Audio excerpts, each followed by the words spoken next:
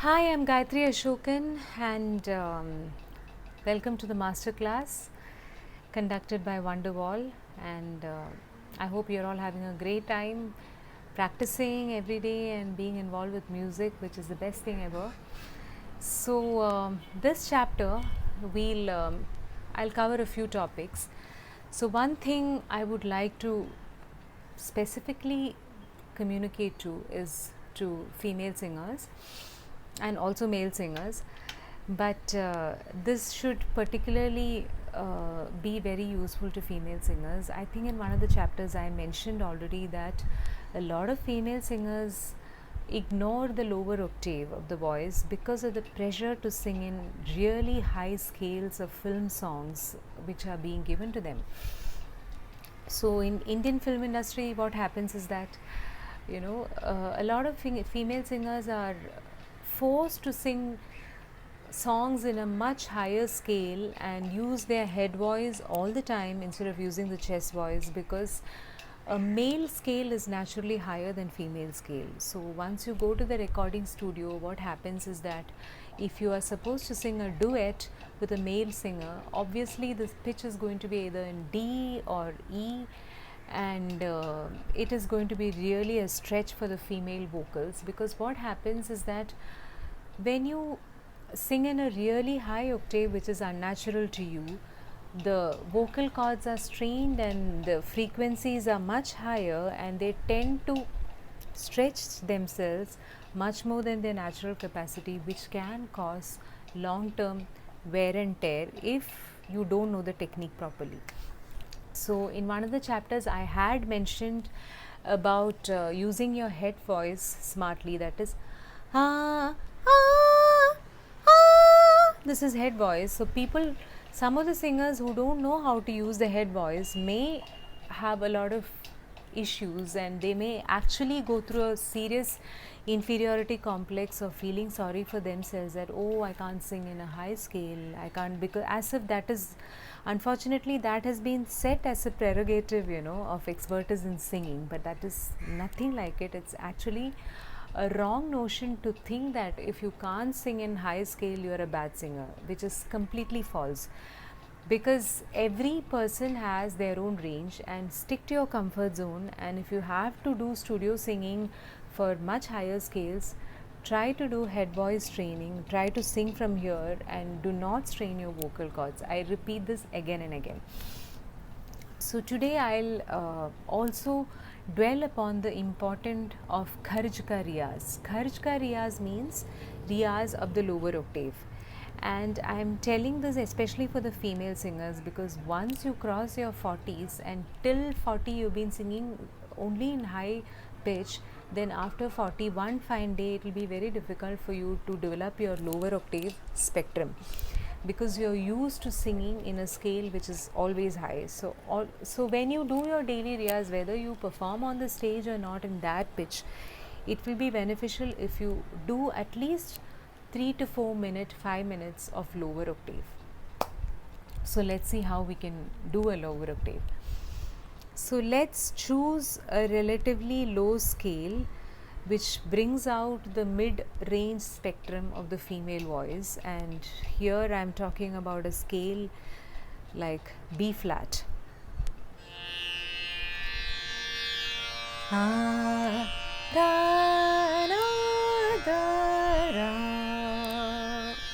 So this is B-flat scale, and once you have finished your Shajka Riyaz, like if you practice Sa for like 4-5 times, what you can do is you can dedicate like 3-4 minutes only for the lower octave. So let's see how we do lower octave ka Riyaz. Sa, Sa, Ni, Sa.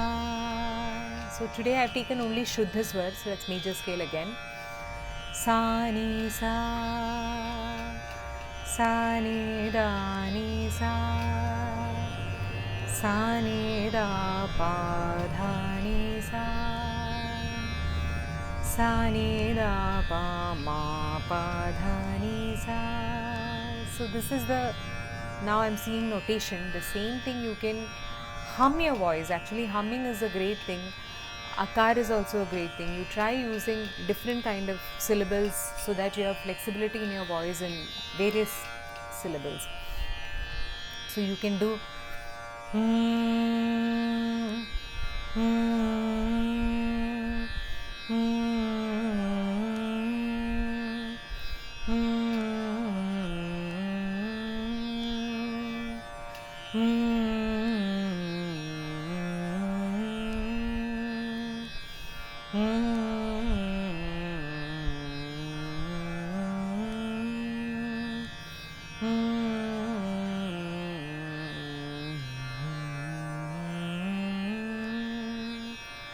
So try to stretch your voice to the extreme lower octave.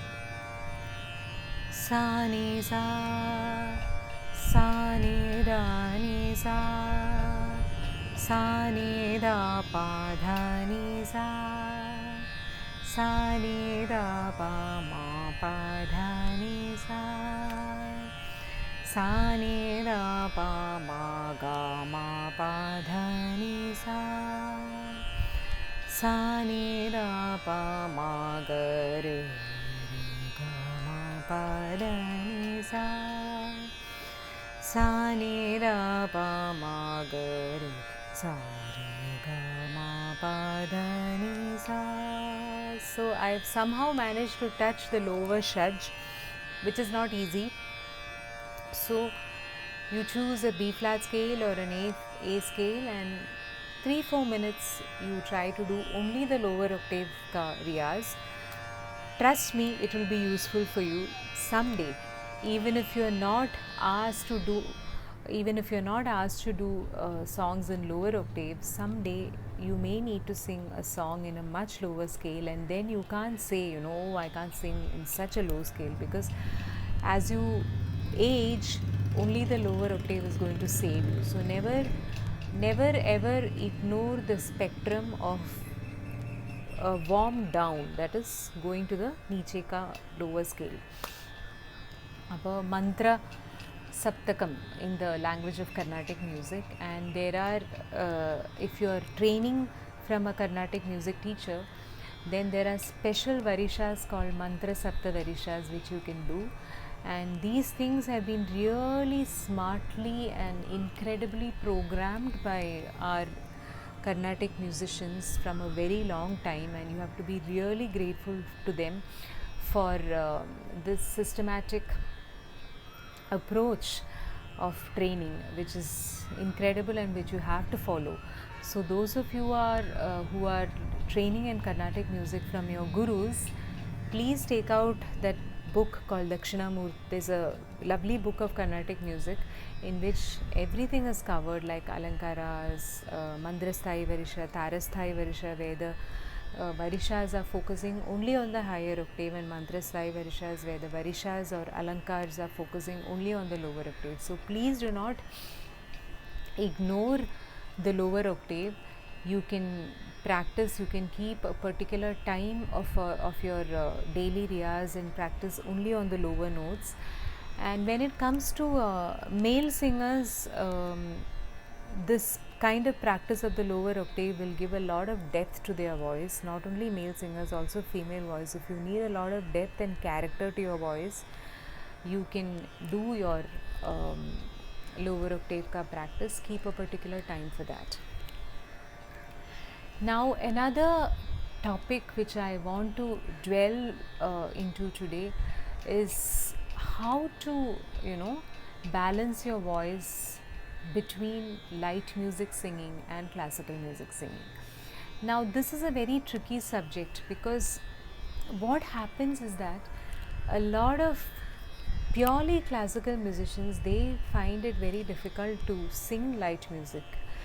And I myself, as a classical musician and a playback singer, I have faced this problem in a lot of tough ways when I started off my career, because I was getting talim in Hindustani classical music, and I also have an All India grade in classical music. I also managed to get a All India B high grade in Hindustani classical music when I was also pursuing my playback career, when I was simultaneously recording for a lot of Malayalam films. So the conflict is that every classical musician is required to sing with a very full throat on stage, and your akar should be ah and saf, and you have to especially when you do your akar tans, you can't sing in a soft husky voice. It just doesn't sound good, it doesn't have the impact also. So when you do a classical concert, for example, or when you practice your alankaras in classical routine daily,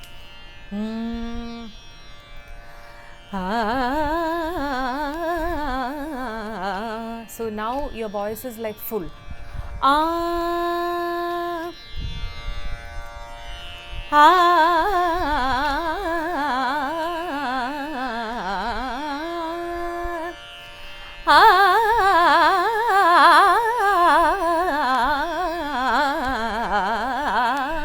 so here the vocal is like full throated singing.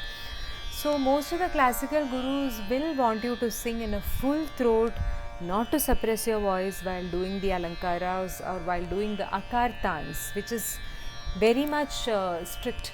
And if you go to a classical performance, you won't see classical musicians singing with a husky soft voice, because classical music won't have any impact if you sing in a husky voice.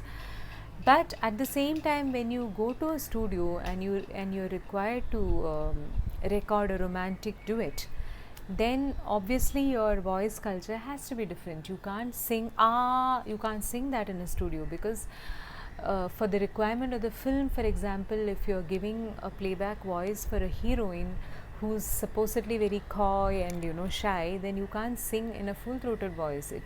It won't sound as misogynistic as it sounds.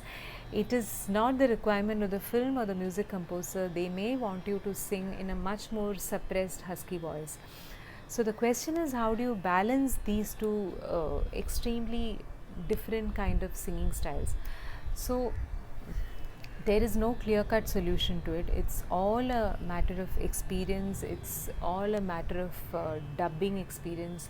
So people singers who want to try for light music singing or that kind of a different genre of singing, what you can do is you can listen to the records sung by a Lata ji or Chitra Chichi in the south. Or for male singers, you can listen to Yeshudas ji. If you observe Yeshudas ji, you will find how incredibly beautifully he has balanced Carnatic music and playback singing. So his throw is very different when he sings Carnatic music, or when he sings a romantic Malayalam song or a Tamil song. You will observe how he brings about the dynamics in his voice. So dynamic and creating drama is very important for playback or ballad singing. So for example, this is a song which I recorded for Ausepachan sir, Tamara Noolinal. So in this particular song, Tamara Noolinal melle meenil thottu vilikku താഴിട്ടു പൂട്ടുമെന്നെഞ്ചിലെ വാതിലിൽ മുട്ടി വിളിക്കൂ എന്നെ മാറോടു ചേർത്തൊരു പാട്ടുമൂളും മണിവിരലിനാൽ താളമേടൂ മെല്ലെ മെല്ലെ എന്നെ നീ ഉറക്കൂ. So in this particular song, Melle melle enne neeyurakku. Melle melle means softly, softly you put me to sleep. So in this particular song, you must have seen how I've used my voice to create the drama between a louder volume to a softer volume. So if you sing a classical alankara like I previously demonstrated in the same video, I can't obviously use this kind of throw in recording. So the thing is, how do you draw a line? I have only one suggestion: keep listening to film songs, try to imitate them, and slowly create your own style of how you create dynamics in your voice. So you have to practice both light music, you have to try to learn film songs and try to imitate them, try to create in your own style. Observe, the main thing is observation. Observe a Chitra Chechi singing, observe a Lata ji singing, observe a Shreya Ghoshal singing, observe Sonu Nigam singing. How these great playback singers, how they use drama in their voice and how they modulate their voice accordingly. So that way you will know how to draw a line as to how you do a classical music performance and how do you do a light music performance. So practice both the genres so you can achieve a balance as to how to do both. So I think we are done with today's session, and I'll catch you with more tips on how to sing, how to practice and how to perform. Take care and bye.